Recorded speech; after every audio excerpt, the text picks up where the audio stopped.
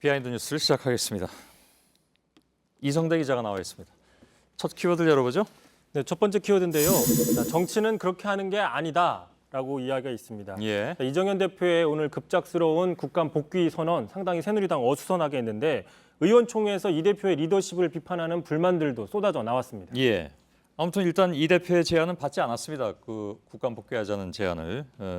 그 지도부는 또 동조 단식을 하기로 결정했는데 한편에서는 이견이 아무튼 많이 나온 모양입니다. 그렇습니다. 무엇보다도 하필이면 오늘, 왜 오늘이냐는 불만인데요. 예. 새누리당 오늘 국회에서 대규모 규탄 집회를 열었는데 바로 그 자리에서 자, 이제 나 혼자 싸울 테니까 여러분들은 국회로 복귀하시오라고 말을 한 겁니다. 예. 당연히 듣고 있던 의원들 어리둥절할 수밖에 없었던 거고요.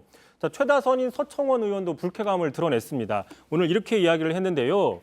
자, 이정현 대표가 오늘 타이밍을 잘못 잡았다. 정치는 이렇게 하는 게 아니다. 오늘 투쟁하고 내일 비판 광고도 내는데 오늘 복귀하자고 얘기하는 건 잘못이다라고 명확하게 비판했습니다. 예. 정치는 그렇게 하는 게 아니다.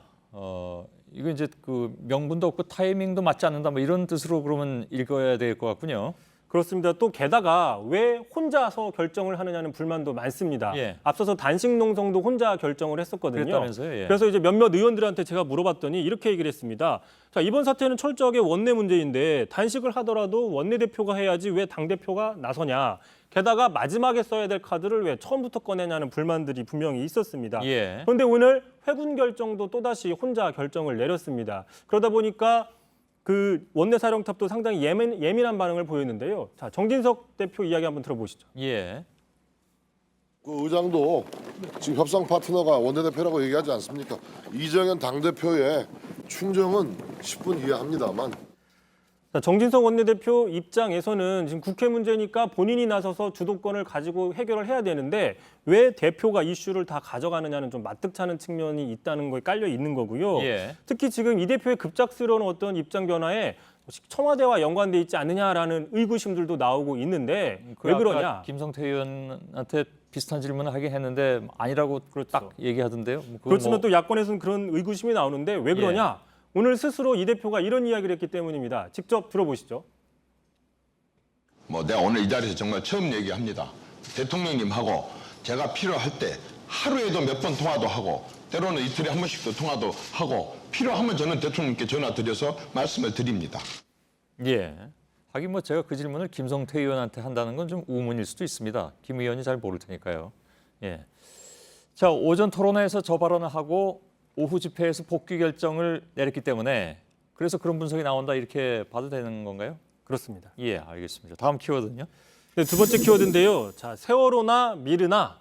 자, 역시 이정현 대표가 오늘 한 이야기인데 엄밀히 따지면 이정현 대표가 전한 청와대의 이야기입니다. 오전에 토론회에서 미르재단 의혹 등에 대해서 이렇게 얘기를 했습니다. 예. 자, 뭐라고 얘기를 했느냐? 청와대에 물었더니 천안함 사건 때는 3일 만에 몇백억이 거졌다고 하더라고요. 세월호 사건 때 역시 약 1,000억 가까이가 금방 거쳤다고 하더라고요. 라고 하면서 예. 앞서 말했던 청와대와 자주 통화를 한다라는 말 이어서 직접 물어봤더니 이렇게 청와대에서 대답했다고 얘기를 했습니다. 예. 오늘 이 토론회에서 굉장히 많은 말들이 나왔군요. 보니까. 다시 말해서 청와대는 미르 K스포츠재단이 단기간에 700억 원 넘는 돈을 모금한 게 전혀 이상할 게 없다. 이런 주장을 이 대표한테 했다. 뭐 이런 얘기로 해석을 할까요?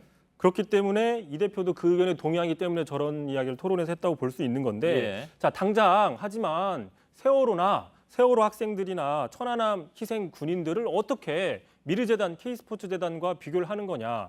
자, 추모와 애도의 의미에서 국민들이 자발적으로 모금한 성금하고 지금 강제할당 논란이 나오는 재단을 어떻게 단순 비교할 수 있느냐. 그 인식 자체가 문제라는 지적이 나오고 있습니다. 예. 세월호 성금 거둘 때 나흘 만에 내시오라고 이렇게 독촉하진 않았다는 비판인 겁니다. 예. 자, 마지막 키워드를 열어볼까요? 자, 마지막 키워드입니다. 장관 위에 차관인가?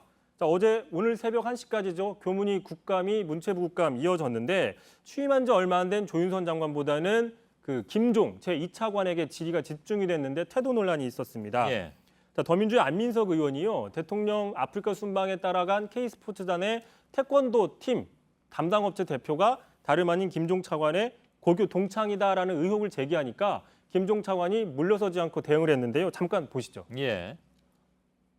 그렇게 말씀하시면은 지금 K재단의 지금 정동찬가요? 이사장이 서울대 체육교육과 나오지 않았습니까? 그 의원님하고 같은 또 동문 아니십니까?